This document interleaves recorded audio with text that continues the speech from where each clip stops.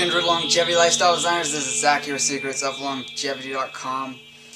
And I had a series a while back that was 6 parts, and it was on the benefits of retaining semen as well as how to boost testosterone in males. I had a certain amount of information at my disposal at that time, and I wanted to sort of do another video on that topic, and I'm going to reflect on some newer information I've had shown to me. And if you're wanting to check out that series I did in the past, it was maybe half a year ago, I've got links below. I'll also put a link at the end of the video where you can click and go straight to those videos. So my overall premise, or where I'm coming from, is saying that excessive ejaculation for men causes a number of issues which can be related to depletion of Jing. And Jing is the term used in Chinese medicine, but also more so a little more esoteric side of Taoism or Chinese medicine, which looks more at the 3 treasures known as Jing, Qi, and Shen. So through ejaculation we lose this energy, and how we can correlate that today is looking at the minerals and the nutritional profile of semen itself, and just seeing when this leaves the body, what are you becoming deficient in, and what do you need to replace if you want to maintain optimal health. But we also have to consider the amount of work our body puts into formulating and creating this fluid in our body as men. There is definitely a strong relationship between hormonal health and overall sexual health, and the quantity, the quality, the various components that we could use to describe semen in men, it's going to have a very direct relationship to our hormonal levels. Now what happens during arousal, it's well documented that our testosterone levels rise when we become sexually aroused, both for men and women. Testosterone is a very key hormone for maintaining healthy libido, maintaining a good amount of muscle mass and growing muscle mass and being active with our muscles. And then it's also implicit in keeping our skin healthy, vibrant, and tight and youthful looking. So testosterone gets a really bad rap in sort of the mainstream ideology, which is actually a result of some falsified studies done in the past that you could almost say comes a little bit out of a bit of the sort of feminist propaganda that is related to health. Those ideas have long been cleared away and debunked in anti-aging medicine and any other field that is looking at hormonal health. But as I was saying about arousal, these hormones rise in the body, a lot of the androgenic hormones, but specifically testosterone, and when this rises we get good feelings that are associated with it, and it helps and heals our body in a number of different ways. But what happens immediately after an ejaculation is this level drops to lower than it was before we even became aroused, if our arousal ends up in ejaculation. Quite recently, a study done at the Department of Life Sciences at Hangzhou College in China found that testosterone levels stay low after one ejaculates, and that this is maintained for 2 to 5 days. And it's not until day 7, on average, when these levels rise back up to what we could call normal. Now, normal is going to be what is seen in someone that is abstinent for a while. And these levels were actually tracked to stay the same after this day 7. So it took literally 7 days for these men that would be abstinent for a while, ejaculate, then they'd measure serum testosterone levels, and it took that long for them to come back up. Now what this says is that testosterone is used in the creation of semen as well as the sperm and the testicles, and as this process is happening it's using up the available hormones. And so this could really start to connect some of the so-called myths about, you could say, masturbation or ejaculation that a lot of people like to dismiss nowadays, but actually there is some evidence to support it. So in the long term, excessive ejaculation is definitely going to be a burden on the hormonal system, and some of the benefits of ejaculation that the mainstream talks about, we can get those by engaging in the act of arousal with a loved one, an intimate partner, but avoiding ejaculation. And this is comes out of some of the practices done by the ancient Taoists. Ancient Indian yogis would do this as well in the tradition of Tantra.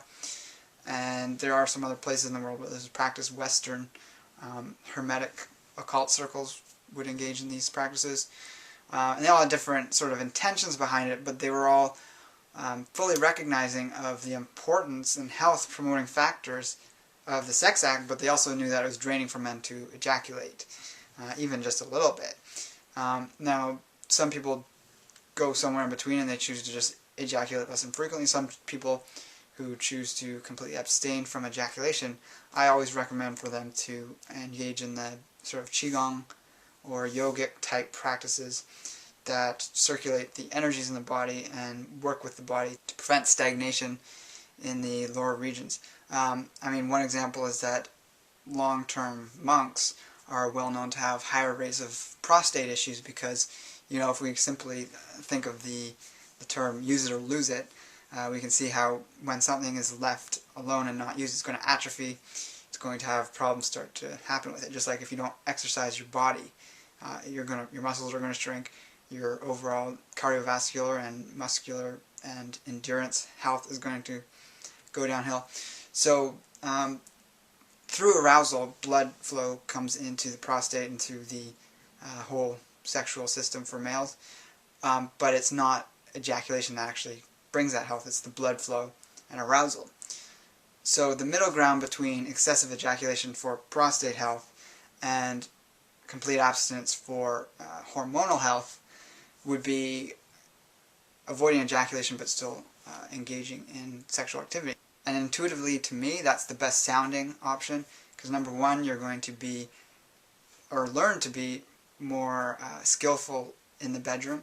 You're going to be being able to provide the pleasure for your partner for longer periods of time. You'll have more opportunity to be focused on your partner and not so caught up in your own satisfaction or that sort of peak point that you're just trying to attain, if that's something that you're into a habit pattern of trying to get to. And of course, you're also getting the benefits of the hormonal health, namely the testosterone. And is, of course, going to rise through arousal. It'll come back down, but it won't be dropping as low as it would if you ejaculated.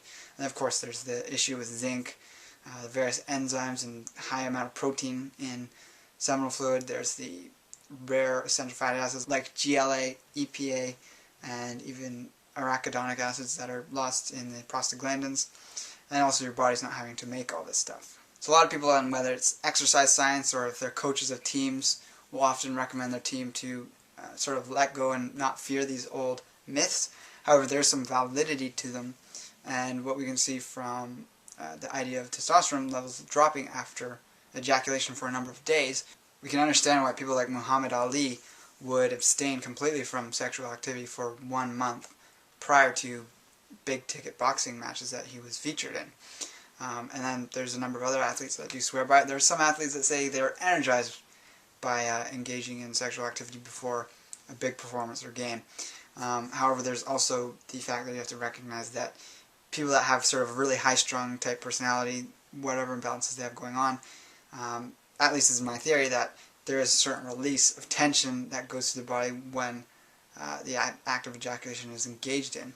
And that could be an explanation for why some people are less affected by this. You also have to look at, you know, a very youthful individual that has high levels of testosterone can spend their fluids excessively in this way for a number of years in some cases, and they're not going to have the negative effects of that until they reach middle age and things start to slow down and they realize they've actually have been burning the candle a bit at both ends, so to speak, even though they had a very good constitutional basis for being able to do that in the first place. We also have to take into consideration that these men that purport to not have any negative effects whatsoever after they ejaculate, they are often frequently ejaculating to such a degree that they never have a chance to feel what it feels like to not have ejaculated for a week, because they probably haven't done that since they were 10 years old or 8 years old. So if you have nothing to compare it to, you don't know what the effect is going to be if you have higher energy levels from a certain period of abstinence. And when I talk about abstinence, I don't mean from sexual activity, I just mean from ejaculation. So when you have engaged in a certain degree of abstinence, you probably will, and most people do purport, a certain amount of drain that comes after sexual activity that has resulted in ejaculation. You also have to look at a person's lifestyle, if they're overeating, if they're engaging in a lot of stimulants or depressants like alcohol, you're going to have a certain numbness of your whole body, mind, and spirit. And this can also result in sort of a lack of ability to feel what's going on in your body, and you might not be as affected by the drain of ejaculation, but these things do catch up with people, and we do see that from the study, and it's very apparent from the Chinese literature that that sexual health, what's known as the kidney Jing energy, should be preserved at all costs, and this is just one way among others that can be done. So if this is something you're interested in exploring at some point, leading towards avoiding ejaculation completely or just doing it sporadically, I recommend 3 books that you look at. Number 1 is going to be a book by Daniel P. Reed, which really gets into the history of in China and sort of the Qigong practices that can help with the withholding of semen practices and circulating the energies in the body so you don't end up with stuck energy, you could say. It can lead to lower back problems and other things like that, interestingly. But these practices are important if you're trying to abstain completely and want to go celibate, so to speak. At least celibate from ejaculating. So this book by Daniel P. Reed is The Tao of Health, Sex, and Longevity. Then I'd also recommend really any books by Mantak Chia. However, the one in particular is Cultivating Male Sexual Energy. And then another great one is The Tao of Sexology. I forget the author's name on that one, but it talks about what's known as the deer exercises for both men and women.